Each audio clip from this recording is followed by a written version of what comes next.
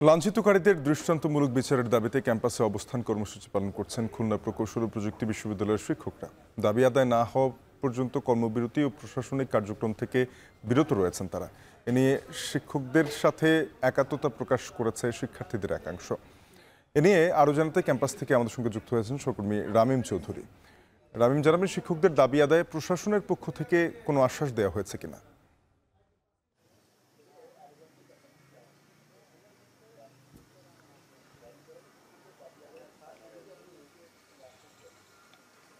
শাফিন, খুলনা প্রকৌশল ও প্রযুক্তি বিশ্ববিদ্যালয়ে একাডেমিক কার্যক্রম এবং প্রশাসনিক কার্যক্রম কিন্তু একেবারেই এখন বন্ধ রয়েছে বললেই চলে। শিক্ষকরা গত 4 মে তারা কিন্তু সিদ্ধান্ত নিয়েছেন যে একাডেমিক কার্যক্রম এবং যে সেটা কিন্তু বন্ধ রাখার সিদ্ধান্ত নিয়েছেন, এবং তারপরে কিন্তু তারা বলেছেন যে এই একাডেমিক কার্যক্রমের পাশাপাশি তারা কিন্তু প্রশাসনিক কার্যক্রমে যে সহযোগিতা করতেন তারা সেটিও কিন্তু করবেন না। তবে তার আগে কিন্তু 7 কর্মদিবসের একটি আলটিমেটাম তারা দিয়েছিলেন। তার মধ্যে তারা বলেছিলেন যে তাদের শিক্ষকদের যে লাঞ্ছনার ঘটনা ঘটেছে গত 18 ফেব্রুয়ারি হামলার পর থেকে এখন পর্যন্ত, তো সেই সব ঘটনার সাথে যারা জড়িত রয়েছে তাদের দৃষ্টান্তমূলক শাস্তি দিতে হবে, এবং সেটি যতক্ষণ না পর্যন্ত দৃশ্যমান না হবে ততক্ষণ পর্যন্ত কিন্তু তারা তাদের এই কর্মবিরতি চালিয়ে যাবেন।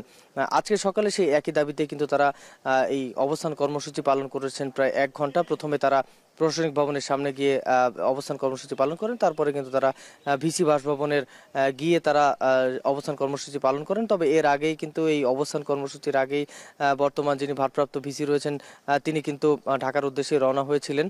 তবে প্রশাসনের পক্ষ থেকে কিন্তু এই আলটিমেটাম দেওয়ার পরে বেশ কিছু শিক্ষার্থীদের যে 37 জন শিক্ষার্থীদের একটি লিস্ট করা হয়েছিল তাদের কিন্তু শোকজ নোটিশ পাঠানো হয়েছে, এবং এই কারণ দর্শানোর নোটিশের যে পরবর্তী যে বিষয়গুলো সেগুলো কিন্তু বিশ্ববিদ্যালয় প্রশাসন দেখবেন বলে জানিয়েছেন। তবে শিক্ষকরা যেটি বলছেন যে মূলত তাদের যে দাবি রয়েছে সেই দাবি দৃশ্যমান যে ফলাফল সেটি কিন্তু তারা দেখতে চান, এবং দেখার পরে কিন্তু তারা শিক্ষা কার্যক্রমে ফিরবেন।